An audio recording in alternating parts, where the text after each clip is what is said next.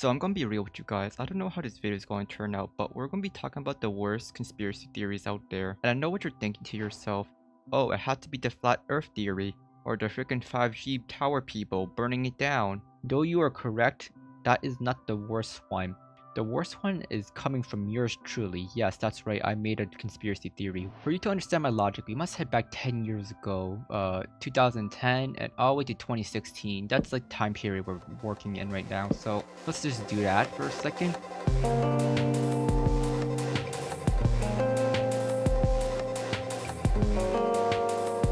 During the 2010 to 2016 era, the landscape around us was changing constantly, mainly in the form of the internet and social media, such as Reddit, Twitter, Facebook, but we're going to be talking about YouTube.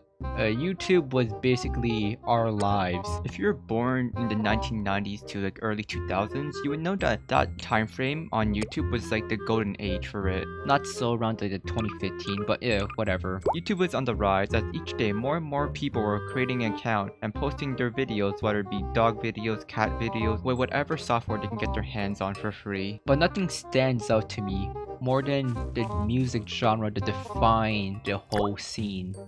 EDM.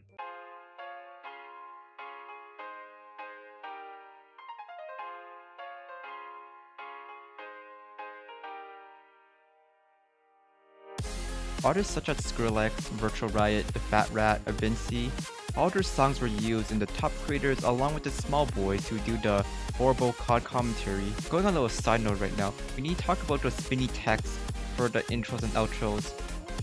Why? Like, I'm still baffled to this day on why we created those things. You all seen them before. Here's an example of one of them I found to give you a better idea how the landscape was like during that era.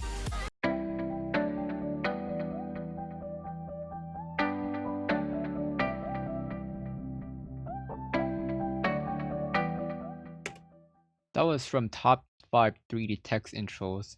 Number 1, 150 likes. Check that out. I don't know why you would, but you get the point.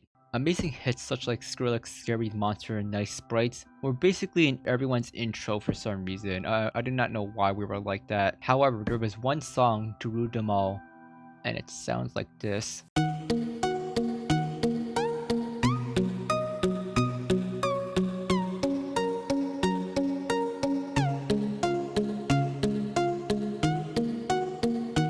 Alan Walker's Fade was shaping the world with his hand, okay? It was like an earthbender, just like pushing rocks around, like move out of the way. Other EDM songs, I'm gonna take over the world. This thing will be blasting down New York City, Singapore, Cape Town, all around the world. People were jamming out to this. This was like the national anthem of the soccer league. You know how like Seven Nations Army was like the chanting for soccer?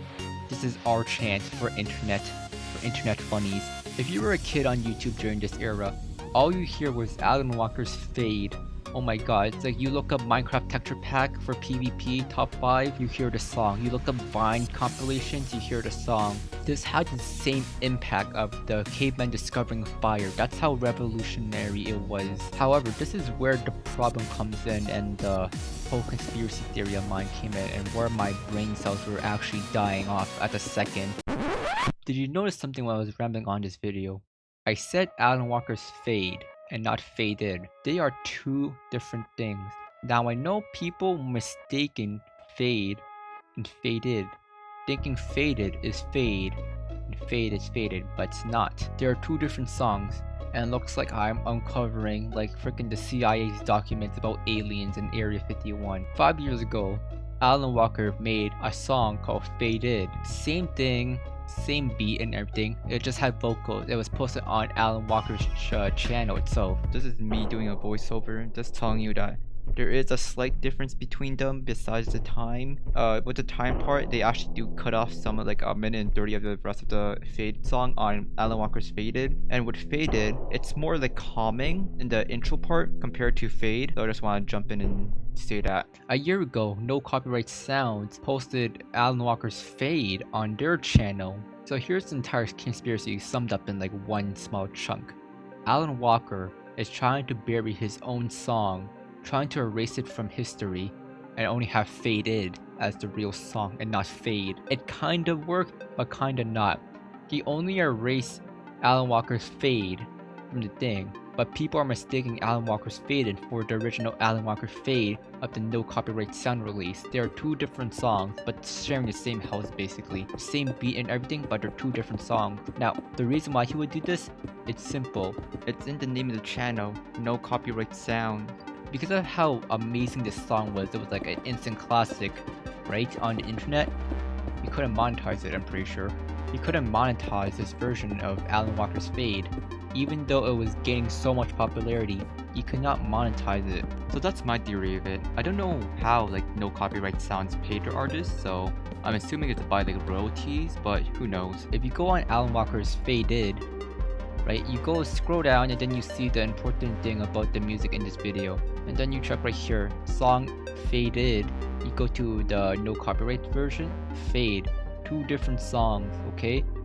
They're all being licensed by the Warner Chappell, but that's besides the point. Because this is a no copyright release, that means it makes no money, I'm pretty sure, because it's not copyrightable. And this is confirmed by no copyright sounds policy and the usage guidelines.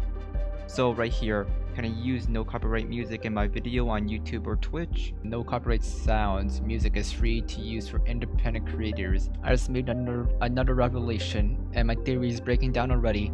It looks like you can only use this for Twitch or YouTube. That's interesting. But this is besides the point right now.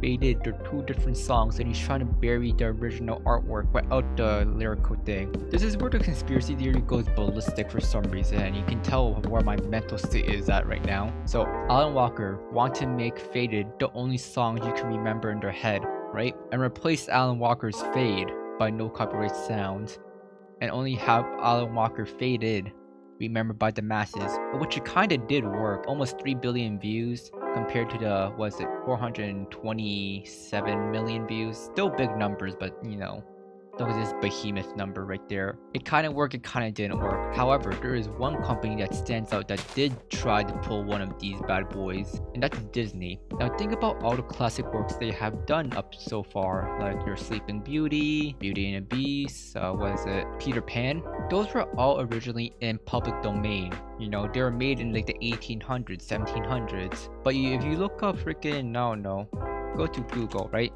Okay, you search up Beauty and the Beast, right? Look at this, Beauty and the Beast IDM, but you know, you only see the Disney version. These are all the Disney versions. The first few that comes out, this is a Disney version of it. You don't see the classic book right here. What I'm trying to say is, Disney has wiped out the original work and claiming their version of it was the original. Mind-blowing, I know. I didn't even know you can do that. I was like one of you guys too. I didn't even know that Beauty and Beast was, you know, not original. It was actually made by someone. Because look at this Beauty and Beast novel original. Look at this, it was published in 1740, but the only ones we can remember is the freaking cartoon version that Disney made and the live action one. That's it. Bottom line is, Alan Walker might be Walt Disney, and is trying to pull the same thing he did with the movies he made with his music.